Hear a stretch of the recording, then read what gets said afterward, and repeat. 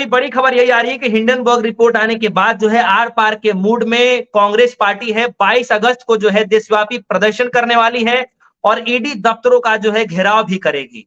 फिलहाल अभी सबसे बड़ी खबर यही आ रही है और जिस तरीके से राहुल गांधी जी की जो है गिरफ्तारी की भी खबरें चल रही है, ईडी उनसे पूछताछ भी कर सकती है। क्या कुछ होता है इस तमाम मसले पे जो है हम सागर साजी से बातचीत करेंगे। अभी तो जांच अडानी की होनी चाहिए, अभी तो तफ्तीश सेबी की चेयरपर्सन की होनी चाहिए, अभी तो इंक्वायरी उनके पति धवल बोझ की होनी चाहिए, क्योंकि जिनके लाखों करोड़ों रुपए चार विनोद जो अदानी है, इनके कजिन गौतम अदानी के, उनकी कंपनीज में इन्वेस्ट किए, चाहे वो बरमुडा की कंपनी हो, चाहे वो मॉरिशस की कंपनी हो, सिंगापुर की अगोरा हो, या फिर वो ब्लैकस्टोन हो, तो सबूत के साथ ये रिपोर्ट आया है, दस्तावेजों के साथ आया है। तो जांच होनी चाहिए इन चोरों की। लेकिन अब आ रही है जो नकेल कसने की बात, वो राहुल गांधी के ऊपर आ रही है। इनके पास एक ही हथियार है और उस हथियार का नाम है ईडी। तो ये साबित हो गया था, वो खत्म होने वाला था 14 तारीख को, कर दिया 9 तारीख को, 3 दिन पहले। और मोदी जी का वो चेहरा, वो तस्वीर वो वायरल हो गई थी कि मोदी जी टेंशन में है। तो मोदी जी सोच रहे थे कि अब ये जो दूसरी रिपोर्ट आने वाली है सबूत के साथ, जिसमें मैं साबित होने वाला हूं कि मैं चौकीदार था कभी, लेकिन मैं अब चोर भी हूं, तो मोदी जी सोच रहे थे कि क्या करें। राहुल गांधी पिछले 10 साल से नरेंद्र मोदी के नाक में दम करके रखा है। आ रहे हैं 3 राज्यों के चुनाव, 3 राज्यों के चुनाव में हारने की नौबत है, तो कहीं से भी कोई शांति नहीं मिल रही है, तो कम से कम एक राहुल गांधी को तो चुप कर सकते हैं ना। देखिए चुनाव तो हारने ही वाले हैं, परिणाम तो जो आने वाला है आने वाला है, लेकिन राहुल गांधी बहुत परेशान कर, एक सेकंड, राहुल गांधी बहुत परेशान कर रहे हैं। तो राहुल गांधी को कम से कम चुप करना है, तो चोरों को बचना है, अली बाबा और 400 चोर को बचना है। तो एक आदमी है उन्हें परेशान करने वाला, वो राहुल गांधी है। तो आ गया ईडी। मैंने पहले भी कहा था कि जब जब ईडी आएगा देश बोलेगा कि अब नरेंद्र मोदी ताकत पर नहीं है। हाँ बोलिए सर। मैं ये कह रहा हूं कि कुछ मीडिया रिपोर्ट्स में ये चल रही है कि अगर राहुल गांधी जी को बुलाया भी जाता है, अगर ईडी उनको बुलाती भी है, तो वो तो नेशनल हेराल्ड मामले को लेकर के बुलाएगी, वो तो पिछले जो मैटर उसको लेकर के बुलाएगी। आप उसको जो है हिंडनबर्ग से क्यों जोड़ रहे हैं, आप उसको अडानी से क्यों जोड़ रहे हैं सर? देखिए मैं आपको बताना चाहता हूं, आप ईडी की बात कर रहे हैं, एक्चुअली दरअसल 3 केस है, सिर्फ ईडी नहीं है। नेशनल हेराल्ड केस ईडी तो है, उसके द्वारा उन्हें जेल में डाला जाएगा, और दूसरे 2 मामले जो डिफेमेशन केस के चल रहे हैं वो साइमल्टेनियसली चल रहे हैं। देखिए अभी 1 हफ्ते पहले तो गए थे राहुल गांधी सुल्तानपुर की कोर्ट में, उत्तर प्रदेश जेल में डाला जाएगा, जेल में डाला जाएगा। किसको जेल में डाला जाएगा सर? आप किसकी तरफ इशारा कर रहे हैं? बिल्कुल राहुल गांधी के ऊपर ईडी की तफ्तीश आ रही है, जो राहुल गांधी ने खुद बताया था 1 हफ्ते पहले कि ईडी के अंदर के सूत्रों के द्वारा मुझे पता चला है कि मुझ पर ईडी का फंदा आ सकता है। तो अभी नेशनल हेराल्ड केस है, फिर सुल्तानपुर का केस है डिफेमेशन का 2018 का, ओवरराइट एक्टिव कर दिया है, और एक है झारखंड में रांची का, वो भी डिफेमेशन केस है 2018 का। ये दोनों डिफेमेशन केस अमित शाह के हैं। अब तड़ीपार की ऐसी कौन सी इज्जत है जो तड़ीपार ने राहुल गांधी के ऊपर अलग अलग राज्यों में डिफेमेशन केसेस किए हैं? तो ये डिफेमेशन केसेस तब है सॉरी तब एक्टिव किए जाएंगे जब राहुल गांधी अपनी आवाज ऊंची करेंगे, क्योंकि ये 22 तारीख को सर आप लोग प्रोग्राम करने वाले हैं। मसला क्या है, किस लिए आप लोग करने वाले हैं 22 तारीख का प्रोग्राम? अरे भाई, सेबी की जो चेयरपर्सन है उसके खुद के इन्वेस्टमेंट, उसके और उसके पति के लाखों करोड़ों रुपए के इन्वेस्टमेंट जो अदानी की जो फर्जी कंपनियां हैं, ऑफशोर कंपनियां हैं, उसमें मिले हैं दस्तावेज के साथ।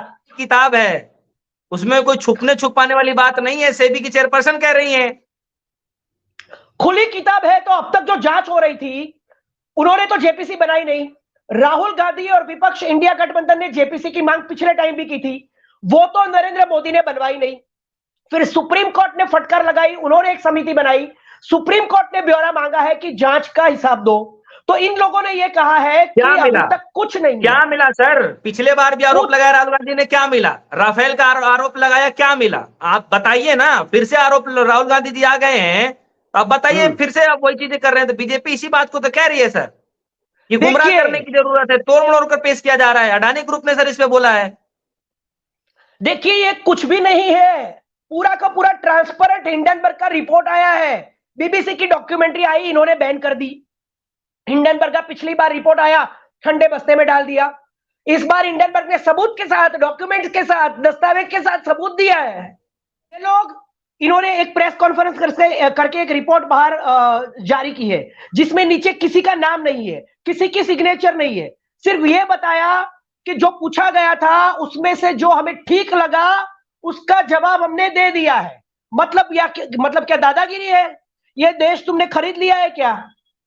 तुम्हें अगर जांच के ऊपर जो सवाल किए गए हैं उस सवाल के जवाब भी तुम उसी मोड में दोगे जिसमें तुम्हें देना होगा। मतलब तुम्हारा मन करेगा तो तुम दोगे, तुम्हारा मन नहीं करेगा तो तुम नहीं दोगे। जब जांच उठी है, सवाल उठे हैं, इन्वेस्टमेंट दिखा है, आपने कबूल किया है, आप कहती है कि खुली किताब है, तो फिर आप जेपीसी की रचना क्यों नहीं करते? आपने सुप्रीम कोर्ट की समिति को अब तक इतने महीने हो गए, 1.5 साल हो गया, जांच कब से चल रही है? आप कहते हैं कि ये जांच तो बहुत दूर तक जाएगी। मतलब आपको पता था कि आपका इन्वेस्टमेंट है, हम सब फंसने वाले हैं, हमारे भी नाम आने वाले हैं, तो आपने ये सब पहले एक्सपोज क्यों नहीं किया? जब दूसरा रिपोर्ट राहुल आया गांधी दस्तावेज के साथ नहीं, तब मैं ये स्वीकार कह कर रहा रहे हूँ हो। कि हिंडनबर्ग जो रिपोर्ट है वो एक अलग चीज है, राहुल गांधी जी जो ईडी को लेकर के संशय जाहिर कर रहे हैं वो एक अलग मैटर है। आप दोनों को जोड़ करके क्यों देख रहे हैं? देखिए दोनों को जोड़ना ही पड़ेगा ना, क्योंकि ये सरकार जोड़ रही है।